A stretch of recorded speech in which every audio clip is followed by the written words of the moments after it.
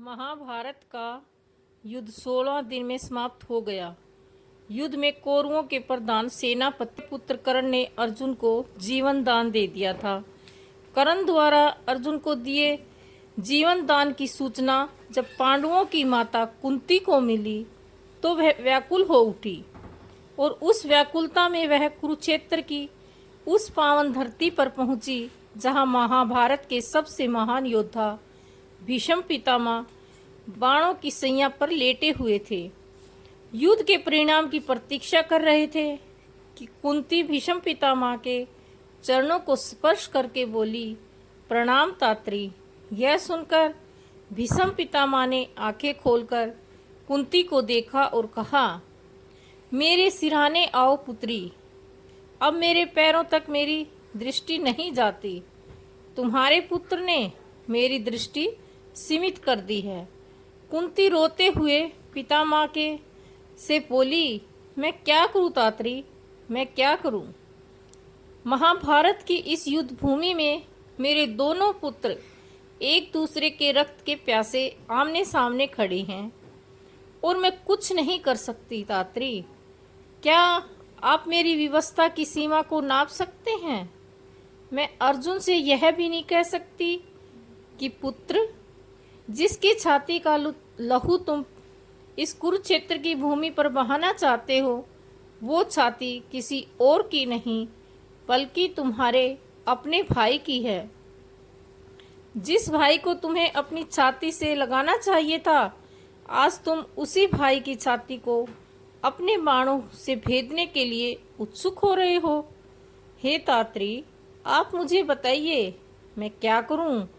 यह सुन भीष्म ने करुणा भरे स्वर में कहा, जिस प्रश्न का सामना तुम आज कर रही हो पुत्री, उसी प्रश्न का सामना करते करते तो मेरा सारा जीवन बीत गया। जीवन भर मोह के दो राह पर खड़ा यह भीष्म यही सोचता रहा कि जिन बालकों को गोदियों में पाला था वह एक एक करके इस युद्ध में वीर गति को प्राप्त होते जा रहे हैं। दुर्योधन तो अब यहाँ आता ही भी नहीं। कर्ण आया था, उसने बताया कि आज दुशासन भी वीर गति को प्राप्त हो गया है। तुम जानती हो पुत्री, दुशासन ने केवल एक ही दोस्त था। उसे अपने भाई दुर्योधन से बहुत प्रेम था। इतना अधिक प्रेम था कि उसने अपने व्यक्तिगत को दुर्योधन की परछाई बन जाने दिया। यदि ऐसा ना होता तो पुत्री, उनके हाथ पहले द्रौपदी के केस और फिर उनके वस्त्र तक कभी ना जाते। हद से ज़्यादा प्रेम भी दृष्टि को धुंधला कर देता है। और यही मैं तुमसे भी कह रहा हूँ पुत्री कि अपने प्रेम में अपने संघर्ष को बचाओ। यह सुन कुंती ने कहा, आप बड़े भाग्यवान हैं तात्री कि आप किसी की माँ नहीं। यह युद्ध चाहे किसी के लिए लड़ा जा रहा हो, किंतु इस युद्ध में वीर गति को प्राप्त होने वाले हमारे ही पुत्र हैं तात्री, हमारे ही पुत्र हैं। हे तात्री, कल के युद्ध में मेरे दोनों पुत्र फिर से एक दूसरे के आमने सामने होंगे।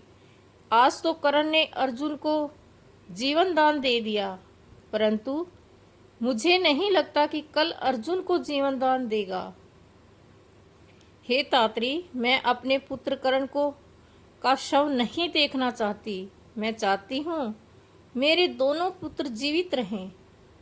इस पर भीष्म पितामह ने कहा, हे पुत्री, सूर्य पुत्र कर्ण की मृत्यु तो अपने जीवन का इकलौता प्रसाद है। वह जीवन भर अकेला रहा है और इस महाभारत के युद्ध में भी अकेला ही है। उसकी विडंबना तो देखो पुत्री, वह जानता है कि वह जिससे युद्ध कर रहा है वह उसी का अनुज है, और दूसरी तरफ अर्जुन यह जानता ही नहीं कि वह जिससे लड़ रहा है वह उसका बड़ा भाई है। उसके लिए तो वह सबसे बड़ा शत्रु है। हे पुत्री, इस महाभारत के युद्ध में कोई किसी का भाई नहीं, कोई किसी का पुत्र नहीं। इस युद्ध में तो केवल दो प्रकार, एक वे जो हस्तिनापुर के हित में हैं और एक वो जो हस्तिनापुर के हित में नहीं है। हे पुत्री, कल का दिन दो महान योद्धाओं के आमने सामने का दिन है। इसमें से एक की विजय हस्तिनापुर की विजय है और दूसरे की विजय हस्तिनापुर की पराजय है। इसलिए भूल जाओ पुत्री कि वे दोनों तुम्हारे ही पुत्र हैं। अपने सीवर में जाओ और हस्तिनापुर की विजय के लिए प्रार्थना करो। कुंती विलाप करते हुए अपने सीवर की ओर चल जाती है। भीष्म कुंती को जाते हुए देखते हैं और कहते हैं, हे कुंती, तुम्हें गर्व होना चाहिए कि कर्ण जैसा वीर योद्धा तुम्हारा पुत्र है। हे पुत्री, कर्ण जैसे वीर योद्धा बार बार जन्म नहीं लेते। मैं गंगा पुत्र भीष्म तुम्हें कर्ण की माता होने की पर बधाई देता हूँ। बधाई हो पुत्री, बधाई हो। महाभारत का युद्ध 17वां दिन आरंभ हुआ। कर्ण और अर्जुन के बीच भीषण युद्ध हुआ और अंत में वही हुआ जिसका कुंती को संदेश था। कर्ण और अर्जुन के बीच हुए युद्ध में अर्जुन ने कर्ण को जीवन दान नहीं दिया, बल्कि उसे तब मारा जब वह निहत्था और रथहीन था। उस दिन कुरुक्षेत्र की वह पावन भूमि अर्जुन की कायरता की साक्षी बनी। आज इतिहास चाहे अर्जुन को कितना